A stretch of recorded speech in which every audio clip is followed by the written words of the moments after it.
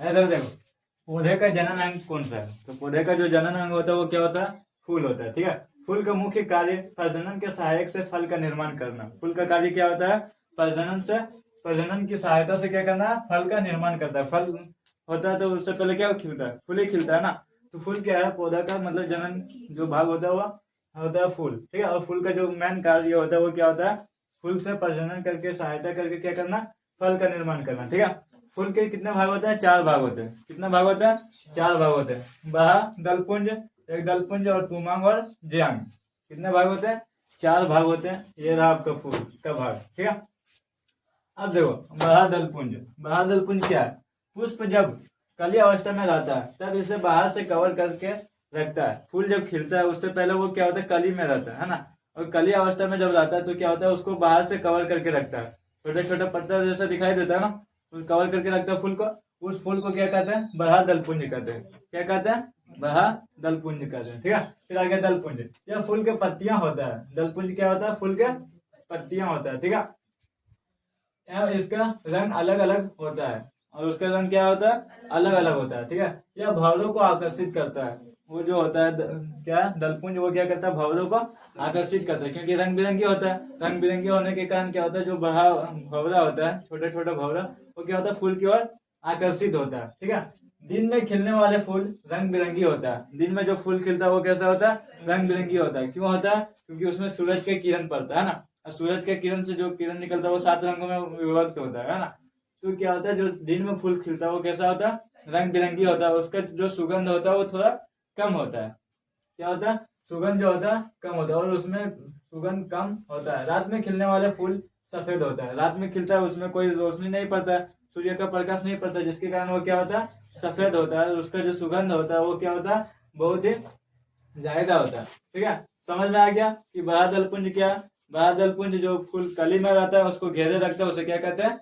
बड़ा दलपुंज। दलपुंज किसे कहते हैं? यह फूल की पत्तियां होता है जो रंग बिरंगी होता है ना। और क्या होता है? दिन में जो फूल खिलता है वो क्या होता है? कलरफुल होता है, रंग बिरंगी होता है, उसका सुगंध कम होता है। लेकिन जो फूल रात में खिलता है वो क्या होता है?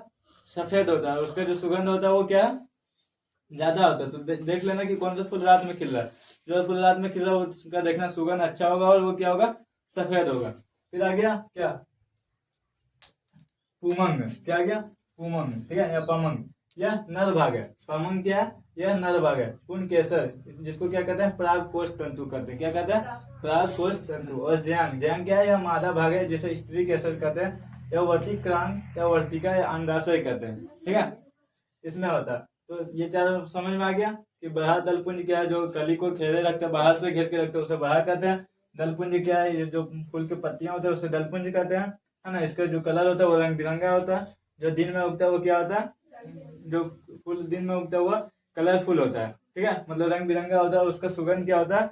कम होता है। जबकि जो फूल रात में खिलता है वो क्या होता है? उसका कलर सफेद होता है। क्यों होता है? तो सूरज में दिन में खिलने वाले फूल को क्या मिलता है? सूरज की प्रकाश मिलता है। ठीक है, लेकिन रात में खिलने वाले को नहीं मिलता है, जिसके कारण रात में खिलने वाला फूल कैसा दिखाई देता है? सफेद दिखाई देता है। और जो फूल सफेद दिखाई देता है रात में खिलता है उसका सुगंध क्या होता है?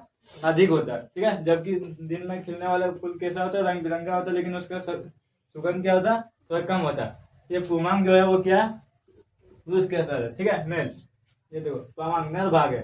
पुन केसर यानी कि प्राग कोष तंतु। ठीक है, और ये जया क्या है? स्त्री केसर है। ठीक है, यहाँ क्या पाया जाता है? अंडाशय पाया जाता है, वर्तिका पाया जाता है और वर्तिकाग्र पाया जाता है। अब आ गया क्या? परागकण है क्या? ठीक है, परागकण क्या? तो परागकण पराग कोष से निकलकर वर्तिकाग्र तक पहुंचना परागन कहलाता है। परागन क्या कहलाता है? तो परागकण। ये परागन किसे कहते हैं? तो परागकण पराग कोष से जो निकलकर वर्तिकांग तक पहुंचता है, यानी कि परागकण ये है ना, इससे जो निकल करके कहाँ तक पहुंचता है? इसके पास पहुंचता है। ठीक है, ये पूर्ण केशवा है यानी कि नर भाग से उससे निकल करके इसके पहुंचता है, उसे हम क्या कहते हैं? परागकण कहते हैं। ठीक है, परागकण कहते हैं कहलाता है। सबसे अच्छा परागकण कीटों द्वारा होता है। सबसे अच्छा परागकण किसके द्वारा होता है? कीटों द्वारा होता है। ठीक है, सबसे बड़े फूल देख लो, यहाँ ऑब्जेक्टिव है, फिर बाद में बोलना नहीं नहीं लिखा है। सबसे बड़े फूल रिफ्लेसिया है। कौन सा है सबसे बड़ा फूल? रिफ्लेसिया है। यह इंडोनेशिया के जंगल में पाया जाता है। ठीक है, परागकण हाथी द्वारा होता है। परागकण किसके द्वारा भी होता है? हाथी द्वारा भी होता है। यहाँ तो कोई दिक्कत समझने में? फिर से फूल के 4 भाग होते हैं। बाहर दल फूल जो बाहर से घेर के रखता है कलियों को, दल पुंज, ये इसके जो पत्ती होता है उसको कहते हैं, ठीक है।